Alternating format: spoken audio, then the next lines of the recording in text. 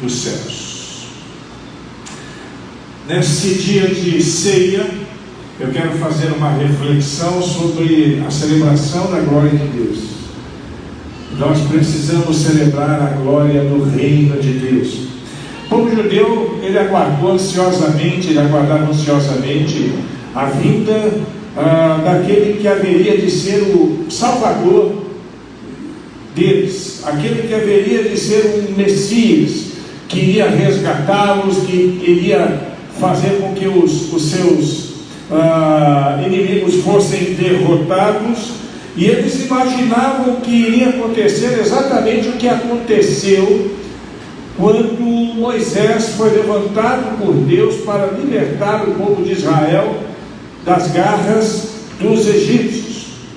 Era essa a expectativa do povo de Israel, era isso que eles esperavam, um libertador que pudesse, a exemplo de Moisés, trazer bênção e a libertação física, inclusive, do povo de Israel oprimido neste tempo sob o domínio dos romanos. Muitas profecias falavam sobre a vinda desse Messias e muitas dicas então eram apresentadas sobre esse evento, sobre como seria esse evento. Isaías, a mosca cismou comigo aqui. Isaías, por exemplo, profetizou a vida dele através de um nascimento virginal. Está lá no capítulo 7, no versículo 14. Miqueias, por sua vez, citou Belém como local do nascimento.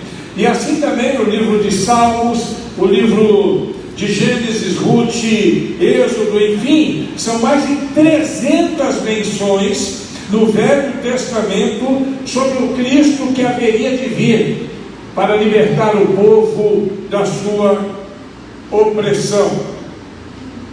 E todas essas menções, sem exceção, elas foram exatas em seus cumprimentos. E ele veio de fato.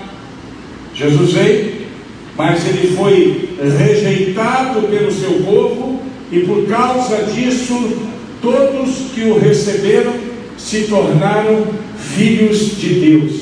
O novo Israel então é estabelecido, um novo povo de Deus é estabelecido através de Cristo. Com Cristo, uma nova etapa se descortina para a humanidade. Nós que éramos condenados pelo pecado e destituídos da glória de Deus, agora podíamos em Cristo Jesus alcançar a libertação, alcançar a vida eterna, pois o reino de Deus manifestado em Cristo chegou até nós, no momento em que Jesus vem ao mundo. E a sua morte é relembrada aqui hoje. O principal objetivo da ceia é celebrar a morte de Cristo e a sua ressurreição. É relembrar a morte de Cristo e a sua ressurreição. Relembrar a vitória de Cristo que foi alcançada, e por conta desta vitória todos nós somos vitoriosos, porque Deus nos deu vida e deu vida em abundância. E para falar sobre esta vitória, que é motivo de celebração, e é por isso que nós estamos aqui, eu quero trazer pelo menos 3 motivos pelos quais devemos celebrar a glória do reino de Deus entre nós. Pelo menos 3 motivos os quais devem nos fazer nos alegrarmos e sentirmos privilegiados diante daquilo que Deus tem feito por nós. Em primeiro lugar, nós devemos e queremos celebrar a glória de Deus, porque Cristo fala conosco. Preste atenção. Jesus Cristo, Ele fala conosco de forma clara, de forma objetiva, nestes dias. Começo do versículo que nós lemos está lá escrito: desde então começou Jesus a pregar. Desde então Jesus começou a pregar. Na realidade, Deus sempre falou ao seu povo, e falou de diversas maneiras. Deus falou através dos profetas, Deus falou através dos seus anjos, em alguns momentos, Deus nos fala e falou no passado através dos seus anjos. Deus falou em muitas situações através de circunstâncias. Deus falava a todas as pessoas também, e Ele falou até por uma jumenta, quando o coração endurecido de alguns homens não quiseram ouvir a voz de Deus. Ele sempre falou com os seus, mas no texto de Hebreus, no capítulo 1, no versículo 1, nós aprendemos que hoje Deus fala conosco através de Jesus Cristo. Essa é a forma que Deus fala conosco hoje, através de Jesus Cristo e todos os desdobramentos dessa relação nossa com Cristo. É claro, por exemplo, nesse momento nós estamos ouvindo a voz de Deus através da graça de Jesus Cristo sobre a nossa vida, tanto minha que falo, quanto de todos nós que ouvimos. Eu digo nós porque eu ouço também, né? A palavra se aplica a todos nós. E a Bíblia, nesse versículo, o que ela diz é que Jesus é aquele que nos orienta, que nele nós podemos sempre confiar. Não dá para deixar de confiar em Jesus Cristo. O texto que nós lemos narra o início da pregação de Jesus. Segundo a Bíblia, ele já tinha pregado em Jerusalém, já tinha pregado em Samaria, em outras partes na Judéia, na sequência da mensagem do seu precursor, João Batista. João veio antes para poder abrir ou mostrar o caminho, né? De alguma forma preparar o caminho para que Cristo pudesse pregar. E ele vem trazendo a todos nós uma palavra de esperança. Ele vem trazendo ao seu povo uma palavra que nos traz alegria, uma palavra que nos traz liberdade.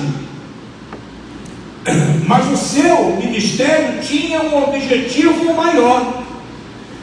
Era alcançar também agora não somente os judeus, mas os gentios. Todos aqueles que recebessem Jesus, que o recebessem como seu Salvador, seriam transformados em autênticos filhos de Deus, como nós somos hoje. Transformados pela graça de Jesus, porque um dia recebemos Jesus, porque nós também fomos alcançados por este Evangelho. E este é o propósito de Deus, que todos sejam salvos. É o que Deus deseja. 1 Timóteo capítulo 2, versículo 4 nos diz isso. Ele quer que todos sejam salvos. O desejo do coração de Deus é que ninguém fique fora desse projeto, dessa proposta que se consolidou no momento em que Jesus Cristo derramou o seu sangue. É a representação do suco de uva aqui, no momento que Jesus Cristo foi martirizado no nosso lugar. Deus desejou fundar um novo Israel, não apenas daquelas pessoas que faziam parte daquele povo específico, mas de todos aqueles que estivessem desejosos e dispostos a recebê-lo como Senhor de suas vidas. Nós hoje somos o Israel de Deus. Nós somos o Israel, nós somos o povo de Deus, o povo escolhido por Deus, o povo transformado, o povo lavado pelo sangue de Jesus, o povo que vai viver com Cristo para sempre nos céus. Nós, eu e você, e todos aqueles que entregaram a vida a Jesus Cristo, recebendo-o como Senhor de sua vida. Por isso que a palavra de Deus, o Evangelho de Cristo, é pregado intensivamente. É por isso que 1 a 3, 4 vezes por ano vem aqui na frente apelar aos irmãos, apelar a todos nós que nos coloquemos nesta brecha de poder investir em missões, para que cada dia mais e mais pessoas possam ouvir falar do Evangelho de Cristo. E talvez você diga assim: mas pastor, assim, eu acho que todo mundo já ouviu falar de Jesus. É verdade, todo mundo. Eu acho que muita gente, todo mundo não, que lá no Oriente muita gente não faz nem ideia de quem seja Jesus. Mas mesmo aqui no Ocidente, tem muita gente que já ouviu falar de Jesus, mas tem uma imagem equivocada de Jesus Cristo. Não tem Jesus como Filho de Deus encarnado, o Filho de Deus que veio pagar o preço pelo nosso pecado. Tem gente aqui na nossa cidade que acha que Jesus é um anjo. Tem gente aqui na nossa cidade que acha que Jesus é um espírito reencarnado, que chegou no último estágio de reencarnação. É por isso que o Evangelho é pregado intensamente, é por isso que temos que investir, é por isso que temos que trabalhar missões, para que as pessoas possam conhecer o autêntico e genuíno Evangelho de Jesus Cristo, que livra o homem das consequências do pecado e que nos dá a vida eterna. É por causa disso, celebremos, pois, a glória do reino de Deus, manifestada em nós, os gentios, nos transformando em povo seu, nos transformando em ovelhas do seu rebanho, filhos, através da graça redentora de Cristo Jesus, nosso Senhor e Salvador, manifestada e anunciada por Ele, encontrando o nosso coração. Que coisa boa, que coisa gostosa, saber que Jesus Cristo vive em nós. Cristo vive em mim. Você pode repetir isso? Cristo vive em mim. Você sente como é gostoso até falar isso, saber que Cristo, Ele habita num ser pecador como nós, porque Ele nos ama, porque Ele pagou o preço, Ele derramou o sangue, Ele teve o seu corpo dilacerado, para que nós pudéssemos fazer parte desta família. Por isso, nós somos filhos de Deus.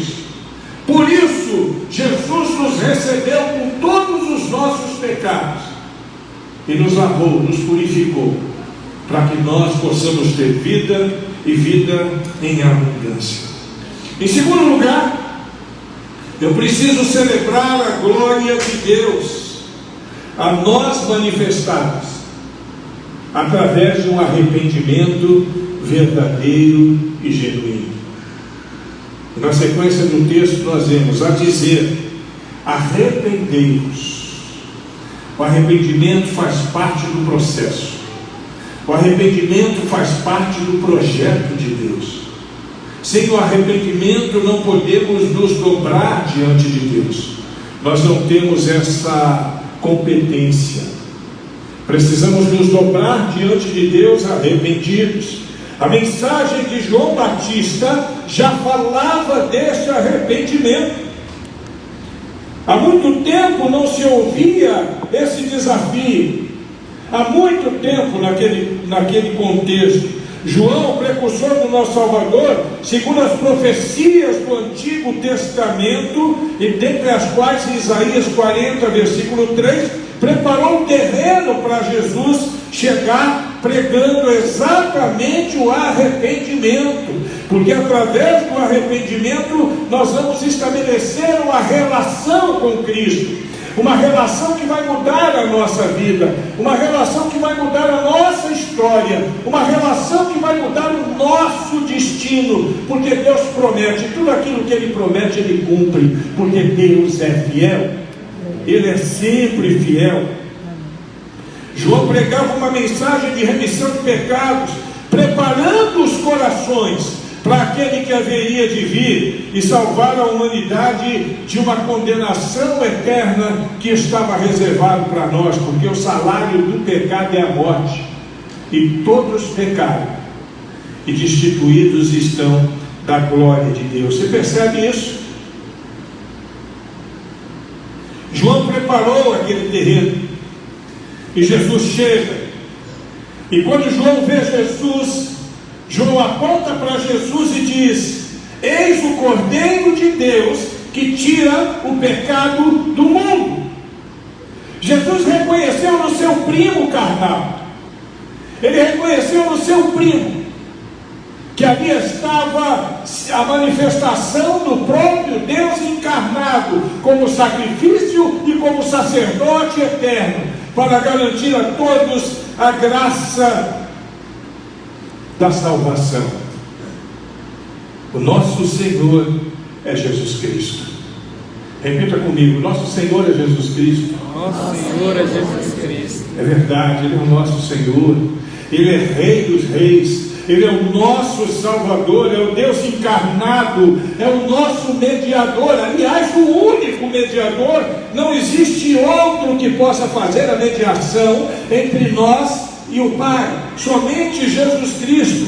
Por Ele nós temos acesso a Deus, e por Ele somos todos perdoados. Por Ele nós alcançamos o perdão e poderemos, por causa disso, viver para sempre com Deus, por causa da graça e da misericórdia que alcançamos em Cristo Jesus. Ele é o nosso Salvador, o Emanuel quer dizer Deus conosco. Celebremos a glória do reino de Deus manifestada em Cristo Jesus, nosso Salvador. Ele reinará para sempre. Seu reino não tem fim. Ele reinará conosco entre nós e sobre nós por toda a eternidade. Somos o seu povo. Ele é o nosso Deus e nunca, preste atenção nisso, irmãos, nunca irá nos deixar. Com Ele agora se consolida a esperança de que não haverá mais dores, não haverá mais medos, não haverá mais angústia. Eu tenho ido a muitos funerais, é uma das nossas atribuições como ministro do Evangelho, e sempre digo em cada um deles que, muito embora a dor ocasionada pela saudade é muito grande, a esperança de rever a pessoa que amamos viva deve prevalecer. É por isso que Paulo fala aos Tessalonicenses, no capítulo 4, nos versículos 13 e 14, o seguinte: não quero, porém, irmãos, que estejais ignorantes acerca dos que dormem, para que não vos entristeçais como os demais, que não têm esperança. Porque se cremos que Jesus morreu e ressuscitou, assim também aos que em Jesus dormem, Deus os tornará a trazer com Ele. Glória a Deus, glória a Deus. Veremos aqueles que nos deixaram, estaremos com Ele para sempre. Um dia nos relacionaremos, um dia nos reuniremos todos juntos no lugar celestial. Os que morreram em Cristo, os que estiverem vivos na volta de Cristo também, todos os anjos, todos nós juntos ao nosso Senhor e Salvador Jesus Cristo, que está sentado à direita do Pai. Glória a Deus, que coisa maravilhosa, para sempre. Nossa alegria não é uma alegria passageira, não é uma alegria que se desmancha com uma situação triste que venha na sequência dela. Nossa alegria é perenal, porque o diabo, enfim, está derrotado e os súditos de Cristo viverão eternamente com Ele. Mas, aí tem o mas, para que todas essas bênçãos que eu disse agora se manifestem em nossa vida, nós precisamos ouvir a sua mensagem que diz: arrependei-vos,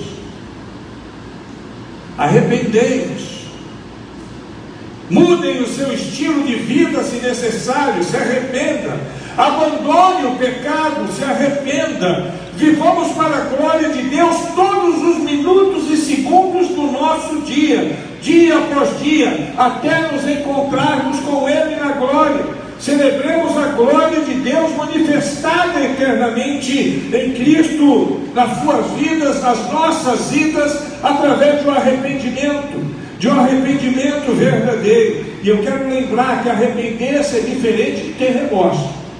Não podemos misturar as coisas.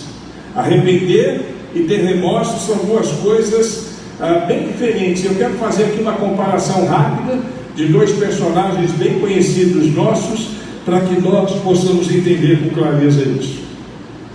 Pedro e Judas. Pedro e Judas. Esses dois discípulos pareciam iguais.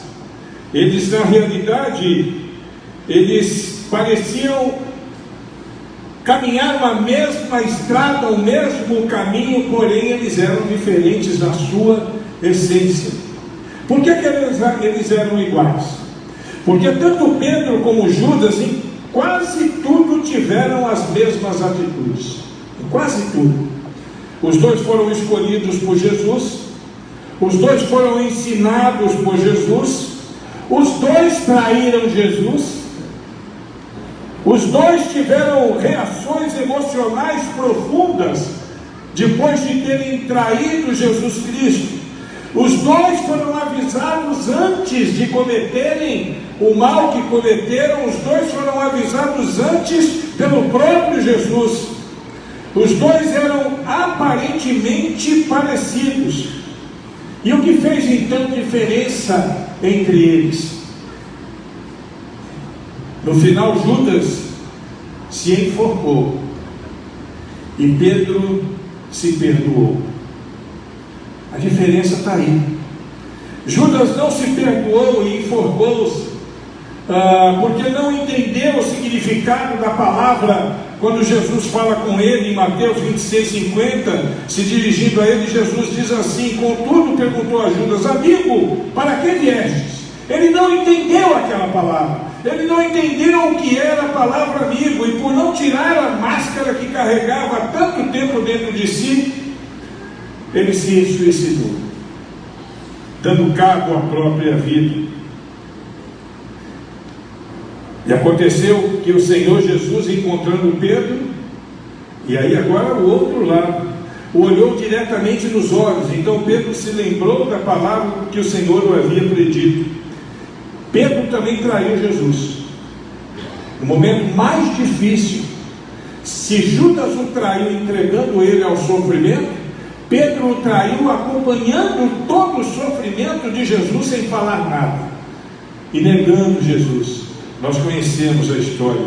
Mas Pedro, diferente de Judas, ele se perdoou porque entendeu o olhar de Jesus, e por tirar a máscara que havia no seu interior, Pedro conseguiu vencer aquele problema. Ele se arrependeu, ele se perdoou, e isso faz toda a diferença. Nós precisamos de arrependimento na nossa vida, irmãos. Nós precisamos olhar para os nossos pecados e não nos culparmos, mas pedirmos perdão, confessarmos esses pecados e pedirmos perdão. Somente um genuíno arrependimento gerará vida. Um arrependimento falso ou um simples remorso vai gerar morte. A história de Judas está ali para nos mostrar exatamente isso, a consequência terrível daquilo pelo que ele passou. Celebremos, pois, a glória de Deus, a glória do reino de Deus, com arrependimento. É fácil olhar para dentro de si e descobrir o que precisa ser consertado. Quer dizer, às vezes é difícil, né? É fácil, só que não. Às vezes é difícil. Às vezes nós temos algumas coisas tão difíceis de lidar. Às vezes nós temos pessoas que vivem situações complexas há tanto tempo na sua vida e não conseguem resolvê-las. Mas quando nós nos arrependemos, confessamos e deixamos, nós alcançamos a misericórdia do Senhor. Glória a Deus, porque Deus nos dá essa oportunidade. E por último, celebremos a glória do reino de Deus, porque em Cristo esse reino já chegou a nós. Glória a Deus. O reino de Deus está entre nós. Era isso que o povo hebreu, no tempo de Jesus, estava esperando ansiosamente. Foi ele mesmo quem começou a anunciar logo de princípio, na sua caminhada pelos povos e cidades, essa verdade. Em Lucas capítulo 10, versículo 9, nós vemos: o reino de Deus está próximo. 2 versículos depois, nós lemos: o reino de Deus é chegado a vós. E lá adiante, no capítulo 17, versículo 21, o reino de Deus está no meio de vós. Glória a Deus. Jesus veio estabelecer o reino de Deus entre nós. Na pessoa de Jesus Cristo, nós vemos o próprio Deus, o Deus encarnado, manifestando-se no meio do seu povo, com poder e grande glória, para conduzir o seu povo pelos caminhos que já foram designados por Deus. É nele, e não nos custou absolutamente nada, irmãos. É por isso a palavra é graça. Isso é tremendo. É tudo dado pela graça imerecida do Senhor. E o mais incrível não é a facilidade do acesso a Deus, mas é o grande número de pessoas, milhões e milhões de pessoas, que apesar de toda essa facilidade, desse acesso, dessa grandiosidade, dessa magnitude do projeto de Deus no mundo, se mantém longe de Cristo. Muitos ainda vivem alheios a essa realidade, e nós precisamos então cada vez mais viver para a glória de Deus, com nossa veia missionária, com nossa veia evangelística. Eu sempre disse o seguinte: uma igreja que deixa de ser missionária deixou de ser igreja. Uma igreja que deixa de ser missionária, ela não tem a essência da igreja. A essência da igreja é fazer missões. Infelizmente não vai ser fácil, a gente sabe disso. Muitos vão ignorar, alguns não vão acreditar, outros serão orgulhosos ao ponto de não quererem aceitar, outros ainda teimosos, e tem muita gente teimosa que não se dá conta de quão grande amor é manifestado em nosso favor e preferem se manter à distância. Mas todo aquele que crê em Jesus e o receber entrará pelas portas da salvação. Simples assim, sem mistério nenhum. Todo aquele que recebe a Jesus entra pelas portas da salvação. Celebremos, pois, a glória de Deus, pois aprove a Ele nos tornar súditos deste reino maravilhoso que Ele implantou entre nós. Eu gosto muito da história de uma menininha, de uma pequena terra bem distante, que tinha a ideia que Jesus Cristo era seu conterrâneo. Ela acreditava que Jesus tinha nascido da sua aldeia, que Jesus estava ali na sua aldeia e que tinha nascido ali. E alguém perguntou a ela a esse respeito, como é que ela sabia que Jesus tinha nascido naquele lugar? Ao que ela respondeu: sempre que Jesus fala comigo, Ele fala no meu idioma. Sempre que Jesus fala comigo, Ele fala no meu dialeto. E sem dúvida nenhuma a menina tinha toda a razão. E Jesus, Ele nasceu em todos os lugares. Ele é onipresente. Ele nasceu no nosso coração também. E da mesma forma que Ele falava com aquela menina no seu dialeto, Ele fala conosco em português. Ele fala com os franceses na sua língua, com os russos, com os chineses, com os japoneses, com todas as pessoas na sua própria língua. Porque Cristo nos ama muito, poderosamente, e fala aos nossos corações uma linguagem que nós podemos entender. Por isso, ouça a voz de Jesus Cristo, se dobre a Jesus Cristo. O reino de Deus já está entre nós. Celebremos, pois, a glória deste reino, e celebraremos nesta noite com a ceia do Senhor. E nós teremos neste momento, a partir de agora, a celebração desta ceia.